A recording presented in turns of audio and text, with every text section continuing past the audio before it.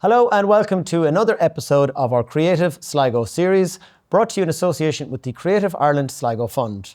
In this series we meet a range of people in around Sligo town and county who are immersed in the creative world. And this lady is immersed in it as much, if not more, than most people we've had on the show.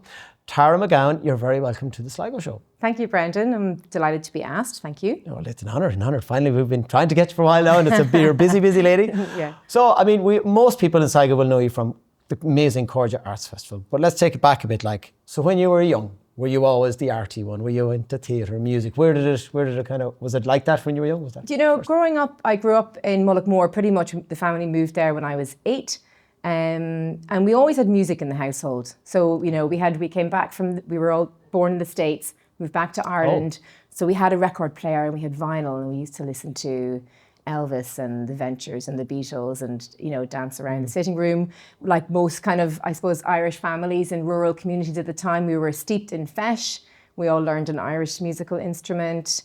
Okay. We were heavily involved and loved Tops of the Parish and Tops of the Town. Okay. So nothing, very community-based, very Irish, very traditional. And I loved that. And I think growing up in Mullaghmore, growing up on this kind of remote, beautiful, wild Atlantic coast, I absolutely loved that. And I think my connection to kind of the area and the place is always kind of, even when I went away, coming back, that was kind of always influenced me as well, Brendan. So the standard rural upbringing. And then college, did it even then start sparking into creative or...? I partied a lot. Oh, well, that's creative in its own right. Yeah, I went to college, I studied languages, and I actually taught for a while. Moved to Dublin, so I kind of started teaching quite young. I was only 21, teaching French and German in Dublin, and realised fairly quickly that I wasn't very good at it, Brendan, and I wasn't. You can reveal that now. I can say that now. I think anybody who might know me from back in the day. I mean, I enjoyed it, but I think teaching is very much a vocation. And I moved to Germany at that point in time, and that is where I became more involved in the arts, and partially it was because I kind of sought a like-minded community.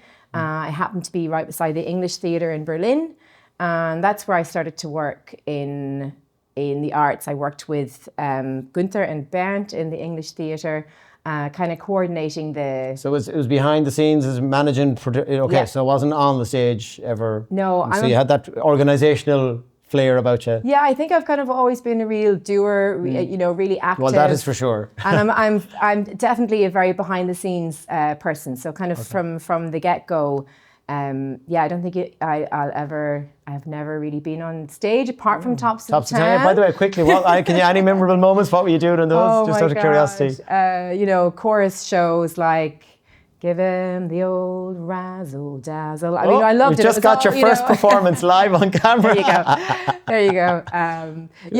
Just like real variety show, big song kind of pieces, comedy. But you loved being on the stage. I loved it, yeah. But you still didn't keep going that way. So it's to Berlin, and you just thrived on that.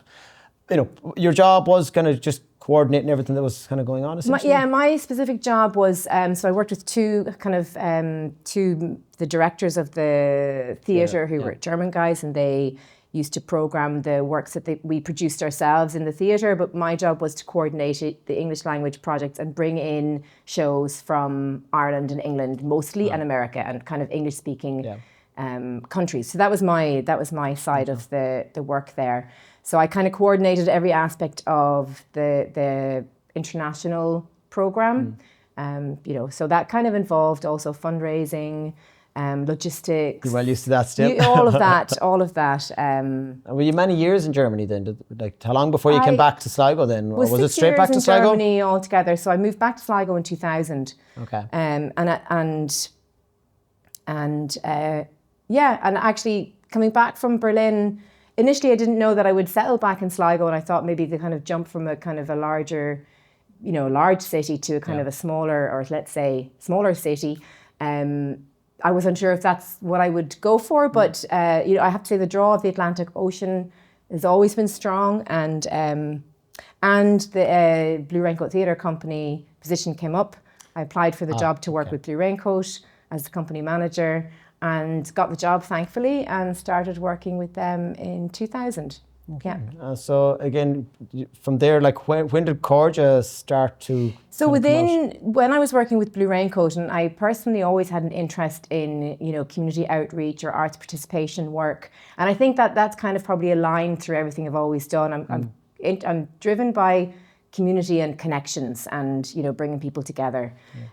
So together with Niall Henry and Ciara McCauley, we started an outreach program at Blue Raincoat. This became initially a festival to celebrate that work, so working with community groups and what they had produced throughout the year. And then after that, it developed into a festival, which I then took outside of Blue Raincoat, because it wasn't really Blue Raincoat's remit to run a festival. Yeah. They're an ensemble theatre company, and so this, I suppose, Cairde at that point deserved to stand on its own 2 feet. Stand on its own 2 feet, and the idea was then also to kind of grow it beyond the factory performance space. And so it's been a kind of a long period of development, bringing it out into other venues, and that kind of continues to up until today, that we kind of develop new strands of the festival program. We go to new places. I mean, we're just really excited to bring more artistic experiences to more people all over Sligo, and in different and unusual ways. And so we love to present work. Obviously, we work with all the cultural spaces and venues, and we really love collaborating with them. But we also really, delight in, placing kind of work on Mullaghmore Beach or out to Slishwood, or, in the Peace Park, of course, and, the new Queen Maeve Square. It's just really enjoyable to programme work in the centre of Sligo make a space town. alive, make it come alive. Completely, make the space alive, and also those things like we ran a visual art trail in unused shop units across Sligo town, and that's kind of really nice for people just to happen across. What is that? Why is there art in this sparks window? The conversation. And it sparks the conversation, and so it's kind of always fun to think about new ways to connect people with art, and to provide opportunities for artists to kind of dream up different ideas. And like you say, some of those pieces you've put on, it's not like, we sold 500 tickets for that. It's like putting art in the community, and just that people start to engage, and then the artist wins because, oh my God, my stuff is there and people are seeing it and admiring it and taking pictures of it. So you really do seem to facilitate that really, really well in Cairde, as well as those big crowded, entertaining, fun, whatever mix mash of stuff that you see in the week. Yeah, definitely. I mean, it's funny, we're sitting there, we're writing our main Arts Council application for next year, and part of that is the number crunching, how many people went to things in venues, how many people went to outdoor events, the ticketed, the non-ticketed, but you always have the capacity to have kind of much broader engagement when you go out into the community and you're bringing art into public spaces, and there's something very democratic and also quite exciting about that. And I think these are the things, like a lot of us will always go to the theatre, and we'll go to, we'll go out and we'll seek out cultural events, but I think, everyone enjoys celebration, those wow moments, those things that kind of create memories for young children and people growing up, that they kind of well, we hope anyway that Cairde is going to feed into that. It's probably, I'm sure there's a part of the year you get a bit of a half a pause, but it's probably a year-long project, I presume, in Cairde. It actually is year-long now, because as well as the festival itself, I suppose Cairde is involved in the Arts Festival is the focal point. It's the 8-day celebration, and it's across Sligo town into the county. But we also are now running artist development programs. So outside of the festival, we have residencies. We run development, kind of, seed funding for artists to develop new work. We work in collaboration with a lot of organisations in Sligo, but also outside Sligo. And that's to support artists to create new work that can be shared during the festival. And then we also work with communities. So we're really interested in kind of working with different community groups across Sligo and places of interest. So, for example, for the past 2 years, we've been collaborating with Sligo Travellers Support Group, and, through that, developed the exhibitions that are on at the Model at the moment, in partnership with the Model, which one is a Yeats exhibition exploring his, I suppose, representations of nomadic people, And beside that, there's a contemporary exhibition featuring contemporary traveller artists. So yeah, it's kind of really interesting to do that. And as you said, going into communities that maybe, a variety of communities and different backgrounds that maybe aren't always given art as the first go-to, must be really fulfilling when you see someone in that space really changing their mindset or changing a career or something and going, or just having fun, I presume. You know, what's really interesting is actually the mutual learnings almost that you can have from these projects, and it's really kind of mutually getting to know and understand each other a little bit better. Yeah. Because I have to admit, I didn't know the people behind Sligo Traveller Support Group before we started this project, but the openness and the willingness and the collaboration we're having with that group, and the same when we started working with different people who have been coming through the asylum seeking process in Sligo. We're just really getting to know people and understanding connections. Yeah, exactly. Understanding each other better. And you'd mentioned that this year at the Cairde Festival, which is on every July for anyone that's watching, in case they're watching at any point of the year. And from what you said, it's don't just watch the website for July. It's the stuff happening all year round, obviously. But you had people from other countries this year visiting, or other festivals from other countries coming over to go, let's see how they do this. It looks amazing. Yeah, it's another thing that I'm kind of really excited about. So we're kind of always looking to see how we can develop the festival and what ways in which we can grow. So we've started actually in 2023 and again in 24, and supported by Culture Ireland, to bring over international presenters to Sligo to see the festival, to get to know the festival and to see programme, and ideally then bring some of that work to their festivals. Okay. So you're this like a showcase almost now. You've become that well structured and famous. Yeah. We're starting off, as we always have, we're going to start small and then grow. But this year we had festivals from Denmark, the Netherlands, from the UK, Spain, and Main Irish Heritage Centre in the US. And from that, there are already opportunities for the artists that they saw to go and present work at their festivals. So that's an exciting development for us. And especially for us, based on the northwest coast, on the western periphery of Europe, to be connecting globally. Well, it's showcasing Sligo, but as you said, you're going, well, we have the festival to put on, but now all these people, because the festival gets put on, they're now getting more work. So, I mean, people maybe don't always understand art as such, but it's like, these people are making a living, they're being creative, they're creating amazing spaces for people. And I mean, this whole series, from we've talked to young people who haven't really got going yet to people who are just professionals in their game, it seems to be a lovely space to be. Like, could you imagine working in, 9 to 5, very standard, regular job? I really couldn't. No, despite the stresses of running a festival, you'd rather that at times. Yeah, I mean, the thing is, actually, there are certainly times where we work, and I suppose it's kind of the life cycle of the festival. There are times where you're actually working from 8 a.m. until midnight, and it's full throttle.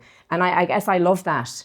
And then there will be times, and that's kind of maybe in the winter, where you can work, maybe 10 to 4 or 5 days a week, or you kind of take it back a little bit. But you wouldn't change anything? I wouldn't change anything. I kind of work a lot off adrenaline, and but also very passionate about, and as is the team that I work with, and the board, and all of everyone involved with Cairde. I mean, we really have a wonderful.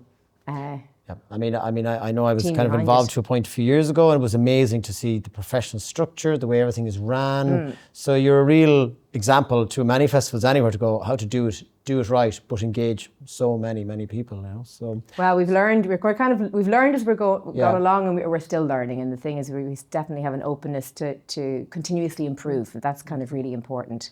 And I should say we wouldn't exist without the Arts Council and Sligo County Council, because the support that we receive is absolutely crucial. I'm sure, in fairness, they are backing it because you're doing it right as well. In fairness, it's been going on a long time now, so you've got it really, really perfectly set up. So again, for the bits of see or get to see or not see, you can just see this amazing program. So it's amazing. It's a credit to you and anyone that talks about Cairde. Go look at. It's Tara McGowan. I know there's a team now, but you're there from day one. I'm sure there was tough days, dark days, hard days. So it's a lovely asset to have in our county and the town. And Thanks, well Brendan. done. So it's been lovely chatting to you. So you're already, I'm sure, starting to scope out plenty for July next year. Actually have a number of things planned for July already. So like you said, it runs from the first Saturday in July until the second Saturday or Sunday, depending. So we're the 5th to 12th, 2025. And it's a whole kind of 8 days of theatre, music, street arts, circus, dance, something for literary. Everyone. There's really something for everyone. And we do, focus really on kind of a program that engages with diverse peoples. And it's very important that it's a representative program as well. So we're always really keen that that the artists involved in the program are from different ethnic backgrounds, different ages, different abilities, and that speaks then to the audience as well. Yeah. So you can see yourself in the program, and you can think, "Oh, that's for me. Yeah. I can go along to that. I'm a part of that." Find something for someone, and again, the stuff, everything from the paid in to the free, so it's accessible for everyone to go and be part and connect. Yeah. Yeah. Amazing. So it's CairdeFestival.com, am I right? It's CairdeFestival.com. Okay, make sure we get that right. So anyone watching, this is a little insight. We could talk to you for about 5 hours probably, Tara, with all your amazing stories. We'll go back to the top of the town. We'll get you to perform again. Yeah. You never know. Tara, thanks a million for coming in and chatting to us, and keep up the amazing work you do with Cairde. Thanks so much, Brendan. Yeah, thank you. That was Tara McGowan from the Cairde Arts Festival, amongst other things. You can also catch her DJing around the place as well. It's an amazing DJ. Thanks again to Brian, behind the scenes, doing all the tech and the cameras. Thanks to the Creative Ireland Sligo Fund for supporting us on this Creative Sligo series. I'll see you all again next time. Thanks for watching. The Sligo Show is produced by Pixel Productions and hosted by Brendan Tierney. If you need video for your business or live event or would like to appear on the show, send us a message today.